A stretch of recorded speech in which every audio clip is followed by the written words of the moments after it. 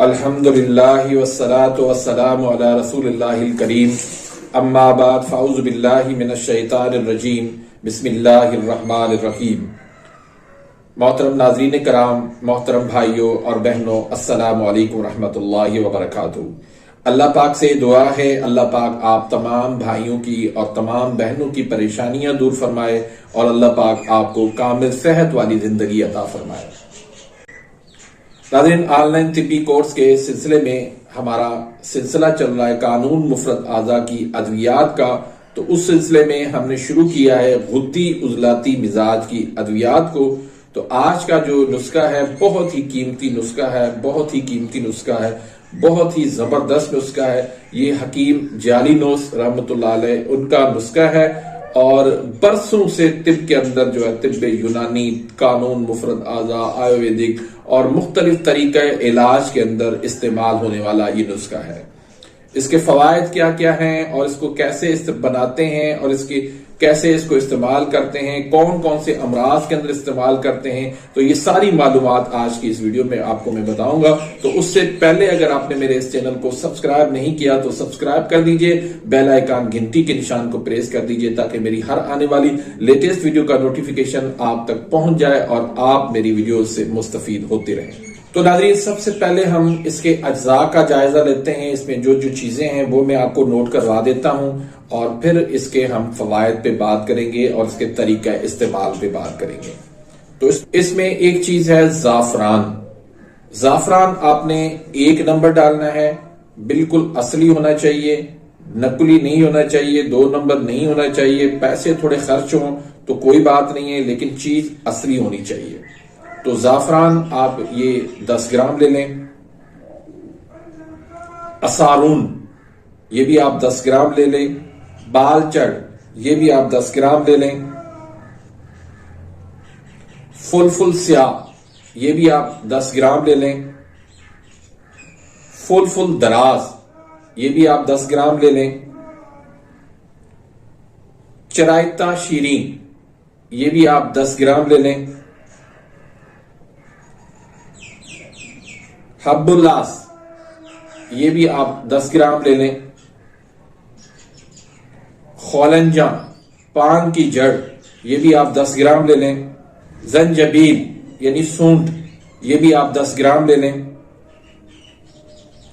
दारचीनी ये भी आप 10 ग्राम ले लें। नागर मुथा ये 10 ग्राम ले लें। ऊद बिल्लिसान ये भी 10 ग्राम ले लें। अगर नहीं मिलती तो इसको ना भी डालें तो कोई मसला नहीं है। करनफल लौंग ये भी आप 10 ग्राम ले लें। कस्ते शीरीन ये भी आप 10 ग्राम ले लें। इलायची कलां यानी बड़ी इलायची ये भी आप 10 ग्राम ले लें। इसके दाने निकाल के आपने डालने हैं। और मस्तगी रूमी ये बिल्कुल 1 नंबर होनी चाहिए। इसमें आपने खास ख्याल रखना है। ये सारे नुस्खे की जो है समझ लें कि ये रूह है। अगर ये 2 नंबर आपने डाल दी तो फिर नुस्खे का कोई फायदा नहीं है। ये आपने लेनी है 25 ग्राम। और शहद जो है वो खालिस वाली, बिल्कुल खालिस 1 नंबर छोटी मक्खी का और देसी होना चाहिए। ये आप ले लें 1.5 किलो।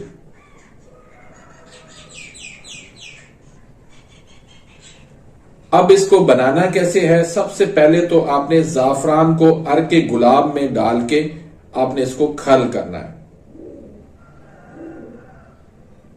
और उसको खुश्क कर लें, धूप में इसको सुखा दें। फिर उसके बाद मस्तगी रूमी को आपने खल करना है।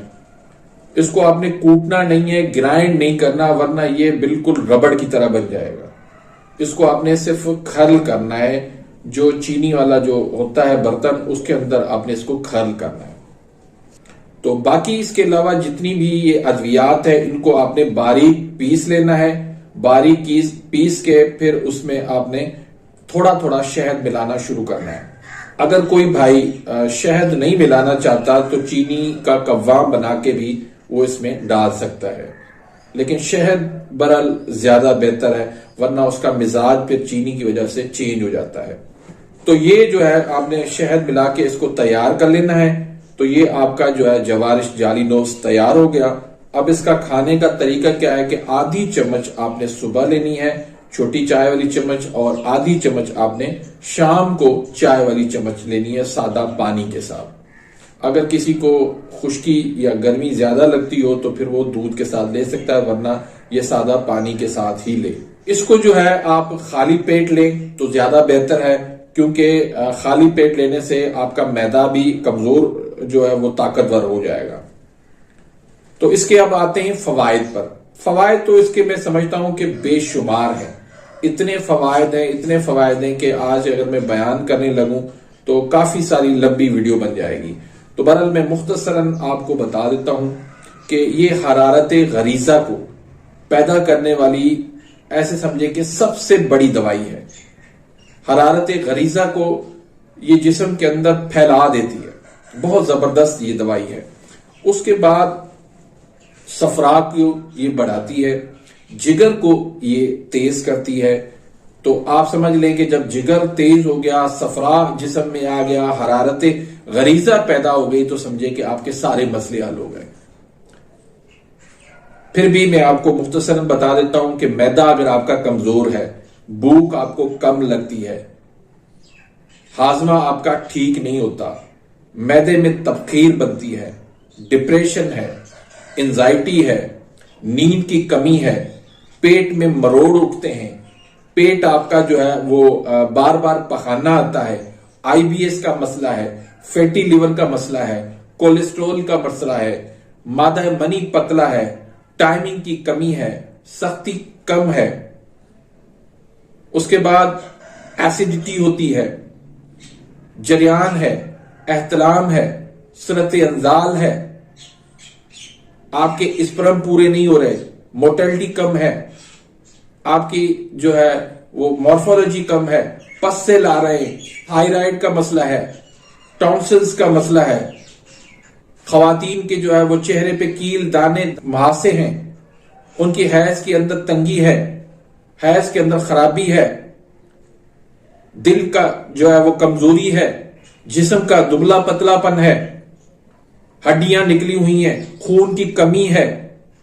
इन तमाम तर मसाइल के लिए ये बेहतरीन जो है वो माजून है, जिसको जवारिश जाली नोस के नाम से दुनिया तिब के अंदर याद रखती है।